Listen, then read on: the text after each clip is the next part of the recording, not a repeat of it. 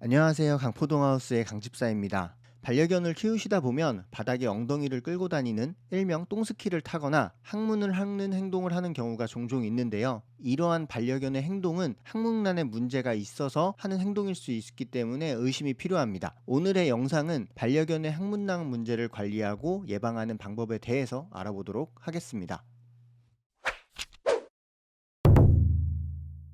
먼저 항문낭에 대해서 이야기를 해볼게요. 강아지 항문낭은 항문을 기준으로 4시와 8시 방향에 위치한 작은 주머니 형태의 기관입니다. 이 위치에는 피지샘과 분비샘이 모여 있어서 항문낭액을 저장하는 역할을 하는데요. 항문낭은 객체의 고유한 냄새를 내기 때문에 강아지들끼리 항문 주변의 냄새를 맡는 이유가 바로 항문낭 때문입니다. 일반적으로 항문낭은 배변할 때나 스트레스 받을 때 자연스럽게 배출됩니다. 하지만 항문낭의 분비샘이나 도관에 염증이 생기면 항문낭액이 정상적으로 배출되지 못해서 질환이 발생할 수 있는데, 이때 발생하는 질환의 원인은 대변의 세균에 의해 감염될 확률이 높습니다. 항문낭 질환이 의심되는 반려견 행동을 먼저 알아보도록 하겠습니다. 첫 번째는 엉덩이를 땅에 붙이고 질질 끄는 행동, 일명 똥스키라고 하죠. 두 번째는 항문 주변에 손을 대면 불편해하거나 으르렁거리는 경우, 세 번째는 항문 근처가 부어있는 경우, 네 번째는 피와 고름이 흘러나오는 경우, 다섯 번째는 감당하기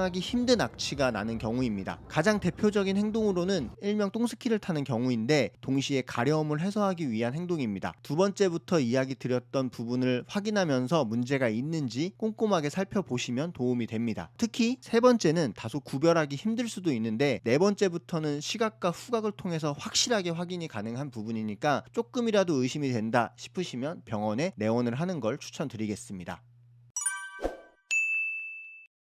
원인을 알았으니 이번에 관리하는 방법에 대해서 알아보도록 할게요. 가장 일반적인 방법은 항문낭을 직접 짜주는 것인데, 병원이나 미용실에 방문했을 때 물어보시고 시연하는 것을 보고 기회가 된다면 전문가가 있는 상황에서 직접 해보시는 게 좋을 것 같다라는 생각이 듭니다. 이유는 항문낭 질환은 세균과 바이러스 염증으로 발생하기 때문에 위생을 확보한 상황에서 문제가 생겨도 즉시 해결이 가능하게 만들어 놓은 상태에서 상대적으로 반려견의 스트레스를 줄이는 노하우를 배울 수 있어서입니다. 다만 대형견일수록 분비량이 많아서 자주 해줘야 된다고 하는데, 저는 사실 2kg대의 소형견이라서 어느 정도 주기인지는 직접 알지 못해서 코멘트를 드리긴 어렵지만, 소형견의 경우에는 2주에 1회 정도가 적당하다고 합니다. 저는 제가 직접 관리를 하진 않아요. 2주에 한 번씩 미용을 가면서 처리를 하고 한 달에 한 번 병원에 가면서 관리를 받고 있는데, 그래도 병원에 가서 의사 선생님이 알려준 방법대로 실습은 한두 번 정도 해봤습니다. 그래서 급할 때는 제가 가끔씩 하긴 하는데 1년에 한 번 할까 말까 합니다. 사실 저는 전문가들에게 방문했을 때 한 번씩 관리를 하는 게 제일 좋은 방법이지 않을까라는 생각이 들어요. 그래도 항문낭을 관리하는 방법을 그냥 설명으로 드리면, 목욕할 때 항문의 4시와 8시 방향에 엄지와 검지를 살짝 대고 꼬집듯이 위로 살짝 눌러주면 됩니다. 냄새가 정말 독해요. 그러니까 맨손으로 하지 마시고 장갑이나 이런 것들을 사용해서 하는 걸 추천드립니다. 지금부터 이야기하는 부분은 참고만 해주세요. 일단 비만인 반려견인 경우에는 항문낭액이 자연 배출이 어렵기 때문에 적정 몸무게를 유지하는 게 중요하다고 합니다. 그리고 너무 무른 변을 보는 경우에도 자연 배출이 안 되니까 평소 식사에 섬유질이 풍부한 식단을 통해서 단단한 변 컨디션을 유지하는 게 좋다고 합니다. 제 경험상 일반 사료 잘 주시고 너무 많이 간식을 줘서 설사를 하지 않는다면 충분히 단단한 변의 형태를 관리할 수 있으니까 평소에 관리를 잘 해주시면 좋을 것 같습니다.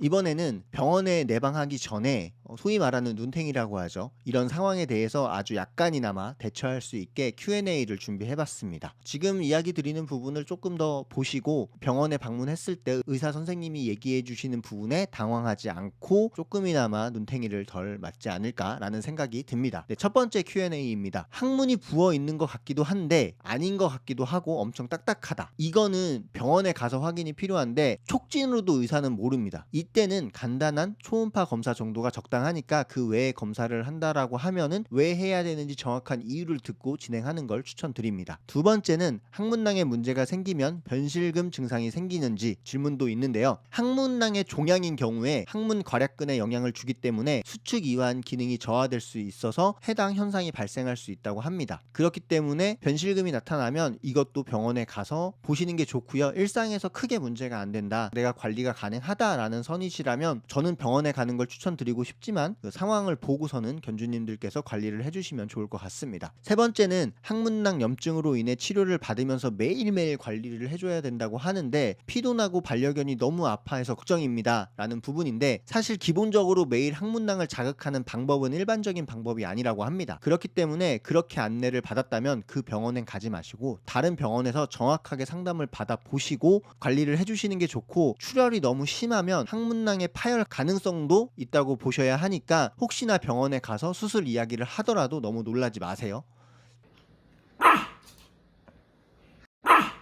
네, 여기까지 반려견 항문낭과 관련된 내용을 알아봤습니다. 사실 반려견의 모든 병은 발견하면 초기보다는 문제가 진행된 상황이 많은 것 같아요. 그렇기 때문에 평소에 반려견의 행동을 잘 파악하시고 여유가 되신다면 제가 지금 관리하고 있는 방법인데, 1년치 심장사상충의 처방을 받기보다는 조금 비싸더라도 매월 1회 심장사상충과 외부 기생충 처방을 받을 때 병원에 가서 간단한 관리를 받아보는 게 좋지 않을까라는 생각이 듭니다. 혹시나 저처럼 정기적으로 목욕을 한다면 미용사님께 꼭 이야기를 드리고 한 번 더 신경을 써준다면 더 관리에 좋을 것 같고요. 여의치 않다면 견주님이 직접 하시는 방법밖에 없죠. 그 부분은 제가 아까 이야기 드렸던 방법에 있으니까 늘 지켜보시면서 관리를 해주신다면 크게 문제는 되지 않을 것 같습니다. 네, 여하튼 오늘의 영상은 여기서 마무리를 하고, 혹시 궁금한 사항이 있다면 댓글 남겨주시고 구독도 잊지 말아주시면 감사하겠습니다. 그럼 이렇게 영상 오늘도 봐주셔서 감사하고요. 다음에 다른 영상으로 찾아뵙도록 하겠습니다. 고맙습니다.